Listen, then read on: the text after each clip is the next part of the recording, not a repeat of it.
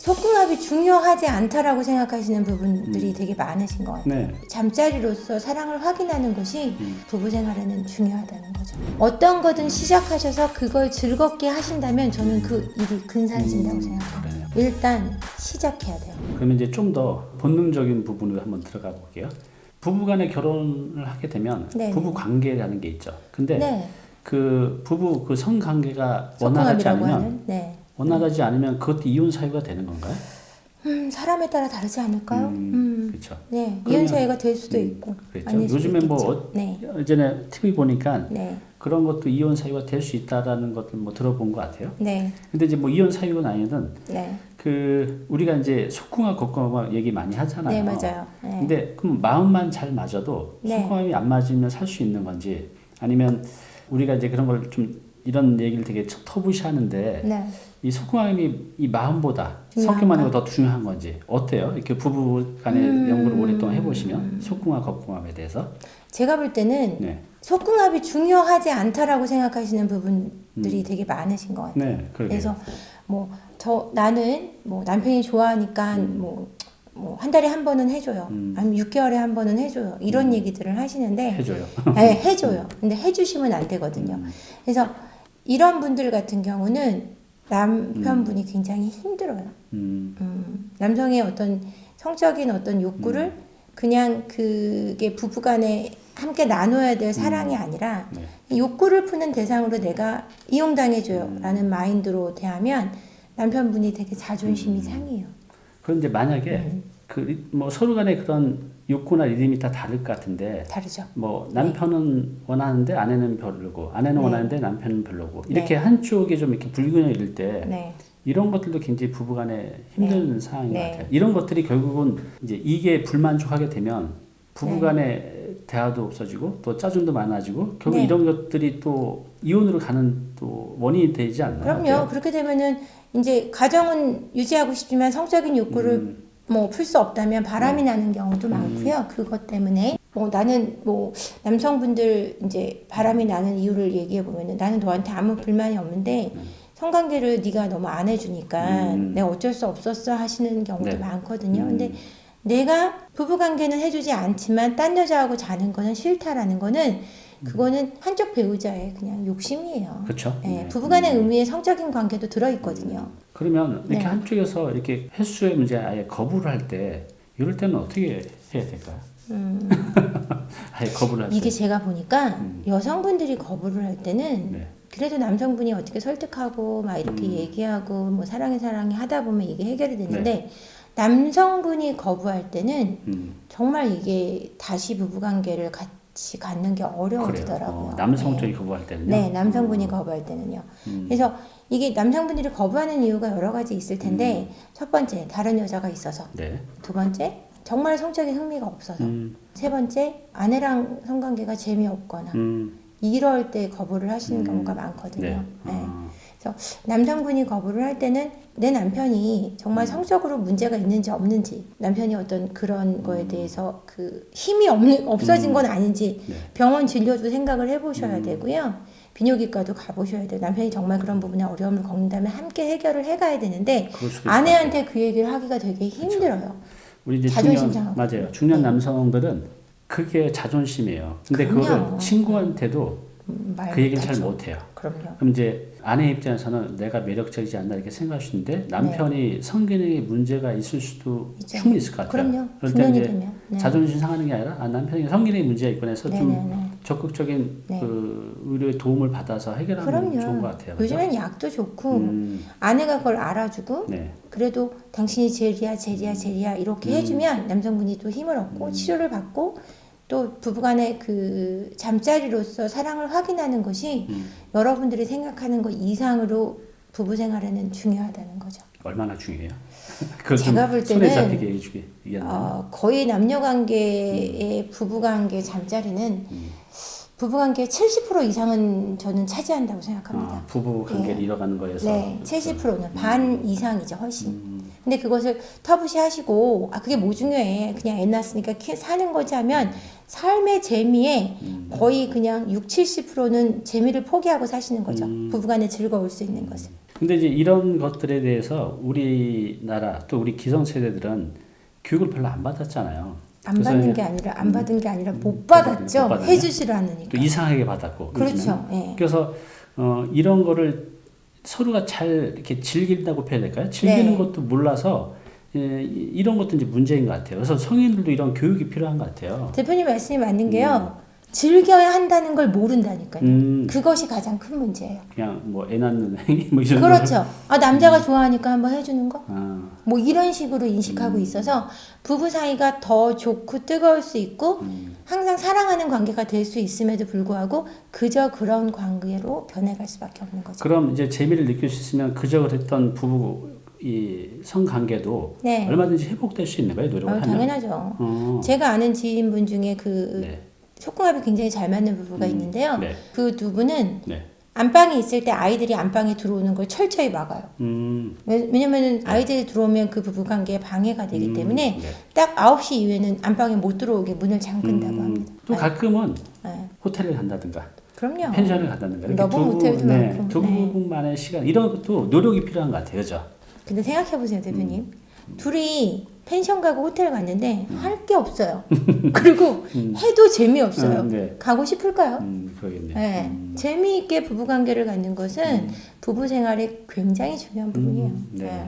그래서 보면 아까 말씀하셨듯이 이 부부관계가 안 좋아지면 이게 시작으로 부부관계도 멀어지고 또 이것 때문에 또 서로 예민해지고 또 이것 때문에 싸움이 잦아지고 네네. 또 이게 안 맞으면 외도까지도 진행될 수 있어서 네. 이 부부관계가 맞습니다. 안 좋은 것은 그냥 안 좋은 게 아니라 이걸로 인해서 일어날 수 있는 것들이 너무 많은 너무 것 같아요. 불행한 일이 일종의 많아요. 합병증처럼. 네, 맞습니다. 자, 제가 아까 시작할 때 이 경단녀가 이 사회적으로 큰 문제라고 하는데 매년 네. 엄청나게 증가를 하고 있어요. 다시 아, 한번 큰 이제, 문제죠. 네, 말씀드리면 네. 2015년 이후 4년 만에 지금 현재 경단녀 통계를 보면 184만 명이라고 합니다. 어마어마한 숫자죠. 그렇죠. 그리고 여기 경단녀 연령 중에는 30대가 가장 많고요. 네네. 또 그럴 수밖에 없죠. 단절 사유로 보면 이제 결혼, 네. 그다음에 육아, 그다음에 이제 임신, 출산이라고 합니다. 그리고 이제 그 기간은 뭐냐면 어린이집 다닐 때, 유치원 다닐 때, 초등학교 자녀. 네. 중학교만 가면 애들이 이제 알아서 하니까 그때부터 하는데 요 어린이집부터 초등학교까지가 한 10년 전후 되잖아요. 이때가 이제 경단녀가 생길 수 있는 기간인데 문제는 뭐냐면 이렇게 경단녀가 된 후에 재취업을 한 확률이 해가 갈수록 더 줄고 있다는 겁니다. 네, 맞습니다. 그래서 네. 지금 이 경단녀도 사회적인 문제인 것 같아요. 지금 먹고 살기가 너무 팍팍하고 힘들어서 이 외벌이로만으로는 애들 키우면서 이 살린다는 게 참 힘든 것 같아요. 자, 그래서 이 경단녀 홀로서기 이런 것들도 이제 컨설팅을 해주시거든요. 네, 맞습니다. 너무나 중요한 네, 것 같아요. 이 여성한테 일을 해야 되는 거, 일의 의미는 어떤 게 있을까요? 일을 해야 되는 이유? 뭐. 보통 여성분들이 어떻게 일을 하냐면은요. 그냥 애들이 좀 컸으니까 네. 이제 한 유치원 어린이집 가게 되면은 그래 노는이 잠깐 짬내서 일을 하자라고 하시는 분들이 많고요. 네. 그렇게 일을 하시다가 또 한 번 경단이 되는 게 초등학교 아이 입학했을 때예요.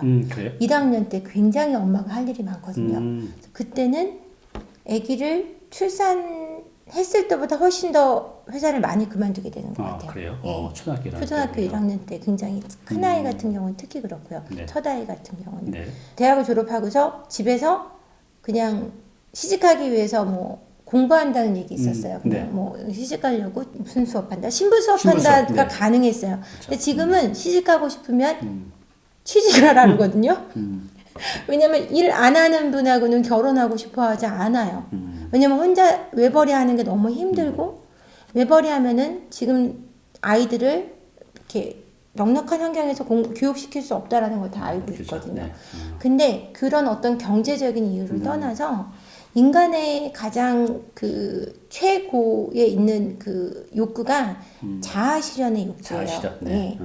메슬로우의 다 5단계 욕구를 보면 처음에 생리적인 욕구, 네. 그다음에 안전의 욕구, 네. 소속의 욕구, 자기 존중의 욕구, 그다음에 맨 끝에 인간이 가장 높게 가질 수 있는 욕구가 자아 실현의 그래요? 욕구인데요. 그것이 메슬로우가 남자의 욕구가 아니고 인간의 욕구라고 욕구. 지었던 건 남성과 여성이 같은 욕구를 지닌다는 얘기거든요. 그러니까 자아 실현을 하기 위해서는 뭐 집에서 아이를 키우면 그럼 자아 실현이 안 되냐 이렇게 말씀하실 분들이 있는데 네. 그래도 괜찮아요. 그것에 자신이 만족을 좋아한다면? 느끼고 예, 나를 어떻게 표현해내는 거다라고 만족을 하신다면 문제가 되지 않지만 내가 어떤 안전하고 나를 존중받고 그다음에 나를 실현하는 데 있어서 본인의 일만큼 자신을 만족시켜주는 것은 없거든요. 그러면 우리가 뭔가 1년만 쉬었다가 뭔가 새로운 걸 시작해도 너무나 낯설고 힘든데 막 맞습니다. 3년, 4년, 5년씩 경단으로 있다가 사회 진출하게 되면 세상은 이미 많이 바뀌어져 있거든요. 네. 이런 일을 다시 시작하기 위해서 경단녀들이 무조건 사회로 나가는 게 아니라 뭔가 좀 준비가 필요할 것 같은데 저는 그렇게 생각하지 않아요. 그래요? 일단 시작해야 돼요. 일단 부닥쳐서 네. 어떤 일이든 시작하셔야 되는데 뭔가 근사한 일을 하고 싶으셔서 못 하신단 말이에요. 그렇죠. 근데 일은 근사하지 않은 일이 어떤 건지 모르겠지만 네. 어떤 거든 시작하셔서 그걸 즐겁게 하신다면 저는 그 일이 근사해진다고 생각해요. 그러네요. 네. 맞아요. 일단 네. 부닥쳐서 이제 해보는 거. 네. 그럼- 저도 사회 강사로 시작할 때 처음에 월세 12만 원짜리에서 시작했단 아유, 말이에요. 그러세요? 네. 경단으로 시작하셨다 이렇게 오신 거잖아요. 네, 맞습니다. 누구든지 다 네. 가능할 것 같아요. 네, 네, 그래서 또 맞습니다. 이런 조언도 해줄 수 있을 것 같고. 그러면 이 경단녀 입장에서 좀 더 구체적으로 하면 어떤 일을 어떻게 시작하는 게 좋을까요? 그런 뭐 가이드가 있을까요? 가장 눈에 띄는 일부터 시작하세요. 눈에 제가 띄는 일? 하나의 성공 사례를 말씀드리면 저는 성공한 사례도 아니고요. 네. 그 도시락 판매 업체의 여성 CEO분이 계세요. 네. 그래서 제가 그분이 어떻게 일을 시작하셨냐면 도시락으로 지금 몇백억 정도 버신 분인데 그래요. 예, 그분은 처음에 편의점 알바를 시작했어요. 알바를 하다 보니까 편의점에 있는 네. 이렇게 음식들을 보면서 저거를 도시락으로 만들어서 편의점에 납품을 하면 좋겠다라는 아이디어를 얻게 되셨고 그걸 조금 시작하신 게 지금은 몇백억 매출을 일으키시고 계시거든요. 그러니까 내가 어떤 일을 시작하면 그 다음에 어떻게 발전할 것인가는 그 일자리에서 얻어진다는 거죠. 그런 것 같아요. 네. 예, 현장에 나가게 되면 그를 통해서 이제 많은 기회가 올 것 같아요. 이렇게 보면 맞벌이 부부하고 네. 또 외벌이 부부하고 네. 뭐 이런 게 뭐 통계로 나와 있는지 모르겠지만 부부 사이에서는 어때요? 맞벌이 부부가 좀 더 좋은 것 같아요? 아니면 외벌이 부부가 좀 더 좋은 것 같아요? 뭐 이게 그런 통계가 있을까요? 그거하고는 별 관계가 없는 이런 것 건 관계 같아요. 없어요. 두 분의 대화가 어느 정도 많이 이루어지는가. 제가 이걸 왜 여쭤봤냐면 네. 이제 남자들은 이제 사회생활을 하게 되면 네. 계속해서 조금씩 진화를 하잖아요. 계속 업무를 보고 맞습니다. 세상을 배우고. 네, 맞습니다. 근데 아내분 입장에서 이제 집에만 있다 보니까는 이렇게 집에만 있는 아내 또는 남편 또 회사에서 사회생활하는 아내나 남편 간에 이 벽이 생기는 것 같아요. 갭이. 그래서 그럼요. 이제 뭐 네가 뭘 알아? 뭐 이런 식으로 이제 무시를 한다든가. 근데 이런- 정말로 집에 계신 분들은 전업주부 하시는 분, 정말 사회생활을 한 번도 안 해보신 분들은 남편분의 사회생활에 대해서 정말 이해 못하시는 분들이 많아요. 그 부분에 대해서 답답해하시는 경우도 많죠. 근데 이제 남편 입장은 답답하겠지만 또 아내 입장에서는 그렇게 말하는 게 굉장히 큰 상처가 될 것 같아요. 그럼요. 네가 무시당하는 뭘 것 알아? 같고요. 무시당하는 거. 예. 그래서 저는 글쎄요 부부간에도 그런 적절한 균형이 좀 필요할 것 같다는 또 생각도 들어요. 그래서 여성분들도 집에 있다면 자기 개발을 해서 책도 좀 읽으시고 해서 말빨에서 밀리면 안 됩니다. 물러야 되는 말빨 중요합니다. 네, 부부간에. 그죠? 부부간에. 말빨이 더 좋은 사람이 아무래도 좀 이기시는 것 같더라고요. 예, 예. 그래서 이제 오늘은 네. 우리 세포 언니 한재원 대표님을 모시고 얘기를 나눴는데 네. 이 책에 나를 먼저 사랑하기에 적당한 오늘 이 네, 부부관계에 대한 얘기들이 많이 담겨져 있고 맞습니다. 사례도 있어요. 그래서 뭐 부부관계에서 문제가 없는 부부가 어디 있겠어요? 네. 정도의 차이지. 맞습니다. 근데 네. 그런 것들을 해결할 수 있는 것들이 너무 많거든요. 근데 그걸 해결하는 방법을 몰라서 결국 안 좋은 상황까지 가는데요. 맞아요. 이 책 읽어보시고 여러분들의 문제도 해결해 보시고 또 우리 대표님이 세포 언니 TV라는 유튜브도 하고 계세요. 거기서 보면 정말 재밌는 사례들도 많이 얘기해 주시거든요. 네. 보시면서 고개 끄덕여지는 것도 있으시고 또 내 문제를 어떻게 해결해야 될지 방법도 그 안에서 찾을 수 있을 겁니다. 오늘 네. 한재현 대표님 모셔서 얘기 나눴는데요.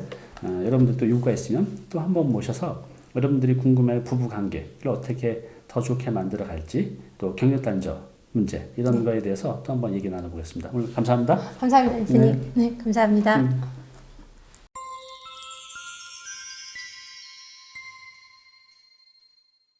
네, 오늘 정보 도움이 좀 되셨나요? 앞으로 이런 정보 계속 받아보실 분은요, 여기 구독 부탁드리고요. 그 다음에 오른쪽은 제가 추천하는 영상입니다. 꼭 한번 보시기 바랍니다.